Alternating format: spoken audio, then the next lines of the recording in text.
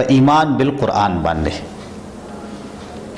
لکه څنګه چې زموږ د مسلمانانو په نظر کې دا خبره ده چې بنیادی سیزونه ایمانیات دي. ایمان مجمل او ایمان مفصل کې اکثر مسلمانانو ته هغه سیزونه یاد دي. آمنت بالله و ملائکته و کتبه. په کتبه کې زمونږ چې کوم کتاب دی د مسلمانانو زمونږ په پیغمبر باندې چې نازل شوی دی هغه قرآن مجید دی، قرآن کریم دی. اوس په قرآن باندې د ایمان راوړلو مطلب څه دی؟ نو یو خبره په دې کې دا ده، عبداللہ ابن عباس رضی اللہ عنہ مشہور صحابی دے، مفسر قرآن دے. پیغمبر علیہ الصلاۃ والسلام عبداللہ ابن عباس رضی اللہ تعالی عنہ تا دعا کړې وه چې اللهم علمه بالتفسیر، او بل روایت کې راځي اللهم علمه بالتأویل. الله عبداللہ ابن عباس لا د قرآن د تفسیر او د وضاحت پوهه ورکړي. هغه فرمایي چا چې په کتاب الله باندې عمل وکړو لا یضل فی الدنیا ولا یشقا فی الاخره، دی به په دنیا کې هم بیلاری نشي او دی به په آخرت کې هم بدبخت نه وي. د دې قرآن په برکت سره د دې د اقتدا په برکت سره به د دنیا او د آخرت زندگی دواړه د خوشحالو وي. او بیا دا آیات لستو د سورہ طه آیت نمبر 123 من اتبع هدایا فلا یضل ولا یشقا. الله فرمای چا چې زما د هدایت تابعداري وکړه، هدایت نه څه مراد دی؟ قرآن هدایت نامه د الله د طرف نه هدایت نامه قرآن دی. فلا یضل ولا یشقا، دا سړی به چیرې ګمراه نشي او دا به چرته هم د بدبختۍ سره مخامخ کیږي نه. د دې وجنه د قرآن کریم په حقوقو کې د قرآن حق دا دی چې د قرآن نه مونږ استفاده وکړو، مونږ ته فایده واخلو او په دې قرآن کې مونږ خپل ځان ولټو چې مونږ ته قرآن کریم کې ځان په کوم ځای کې په نظر راځي. د عربو یو مشهور سردار دی احنف ابن قیس. دا په ابتدا کې د نبی علیه السلام سخت مخالف و، خو د حضرت علی رضی الله عنه معتقد و، دغه سره تعلق و. نو دغه په مخ کې یو ځل دا آیات ولسته شو چې لقد انزلنا الیکم کتابا فیه ذکرکم، یقینا موږ نازل کړی دی تاسو ته کتاب چې په دې کې ستاسو ذکر دی. نو دا خو اهل زبان او اهل عربو، نو دوی چې زما ذکر په کم ځای کې دی؟ نو قاری صاحب ته وی چې ما ته قرآن وایا، نو ته قرآن شروع کوم د مسلمانانو چې کوم صفات دی هغه ته بیانول چې کانوا قلیلا من الليل ما يهجعون وبالاسحار هم يستغفرون.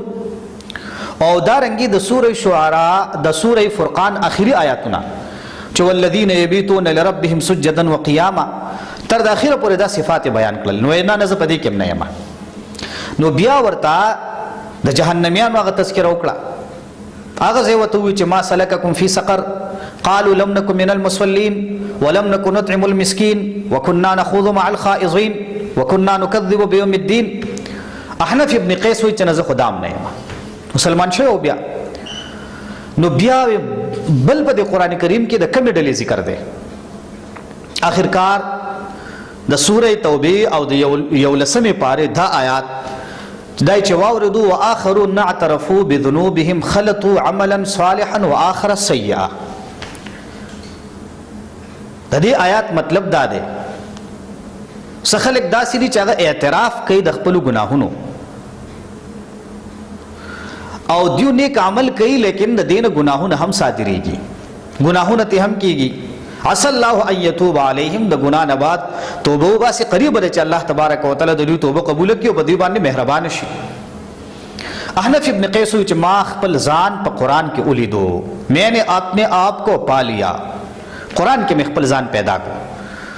د قرآن کریم د ایمان مطلب دا چې په دې قرآن کې ځان ته وګوره او چې قرآن وې نو په دې حیثیت یوازې مه وایه چې دا د برکت او د ثواب کتاب دی، په دې حیثیت وایا چې دا قرآن ما تسوي، دا زما سره خبرې کوي. د قرآن موضوع انسان دی، دا د انسان د زندګۍ نه بحث کوي. په دې حیثیت باندې وایا. نو یو د قرآن د ایمان مطلب دا دی چې په دې قرآن کې تزان الټوا چې په کومه ډله کې موږ قرآن کریم په دې معاشره کې د ثواب په نیت باندې وایو، د برکت په نیت باندې وایو. دا ټیک خبره ده. موږ قرآن کریم په دې معاشره کې خاص د خو رسمونو لپاره ساتلی دی. دا د قرآن قدر دی، خو د قرآن د ټولو نه زیات حق دا دی چې دا قرآن ته د تربیت په بنیاد باندې ووایي چې دا قرآن ما ته څه وایي. دا خو د الله رب العالمین د طرف نه یو خط راغلی دی، په دې خط کې زما رب ما ته څه وایي. نو د قرآن مطلب دا دی، دا د قرآن حق دی په موږ باندې چې دا موږ زده کړو. نبی علیه الصلاۃ والسلام فرمایي د قرآن کریم نه د استفادې طریقه څه ده؟ ته به چل څنګه زده کې، ته به معلومات څنګه حاصلې، قرآن سبق به څنګه حاصلې، عمل به په څنګه کې. نبی علیہ السلام فرمائی نزل القرآن على 5 اوجه. قرآن نازل شوی دی په 5 طریقو باندې: حرام، حلال، محکم، متشابه، امثال. دا 5 مضامین دي: حلال، حرام، محکم، متشابه، امثال. ته دا څه کار کوا، حلال حلال وګڼه، حرام حرام وګڼه، محکم باندې عمل وکا، متشابه باندې ایمان راوړه. واعتبروا بالامثال، او د امثالونو عبرت واخلا. قرآن کریم کې چې کوم مثالونه ذکر شوي دي، د عنکبوت مثال لې، د دې نه ته عبرت واخلا. په قرآن کریم کې د مخکینو خلکو مثالونه بیان شوي دي، د دې نه ته عبرت واخلا. په قرآن کریم کې د ماشي کا مثال بیان شوی، ته د دې نه عبرت واخلا. دا د قرآن کریم د استفادې طریقه ده. لہذا مسلمانانو ورونو او خویندو، د قرآن کریم نه فایده اخیستل دا د قرآن حق دی په موږ باندې، او دا د وخت ضرورت دی. د قیامت په ورځ دا قرآن رسول الله مبارک فرمایي القرآن حجت لک او علیک. یا به دا ستا خلاف حجت وي، یا به دا ستا د پاره د الله په عدالت کې سفارش کوي. د دې وجه نه د دې زده کړه پکار ده، او د دې زده کوونکی څومره مبارک انسان دی. د خوږ پیغمبر د جناب محمد رسول الله وینا ده. حضرت عثمان غنی رضی الله عنه د دې حدیث راوی دی، امام بخاری د حدیث نقل کړی دی په خپل صحیح بخاری شریف کې. فرمایي چې خیرکم من تعلم القرآن وعلمه، بهترین په تاسو کې هغه څوک دی چې هغه قرآن زده کی او بیا د زده کړې نه بعد نورو ته وښایي. دا د معاشرې بهترین خلک دي. الله دوی کې چې مونږ په خپله هم او زمونږ آینده نسل، زمونږ بچي او زمونږ کشران دا قرآن خوانه جوړ شي، او بیا د هغې نه بعد د قرآن د تعلیم دا سلسله د مونږ آینده نسل ته منتقله کړو. الله دې مونږ او تاسو ته په دې باندې د عمل کولو توفیق راکړي. واخر دعوانا الحمدلله رب العالمین. شکر.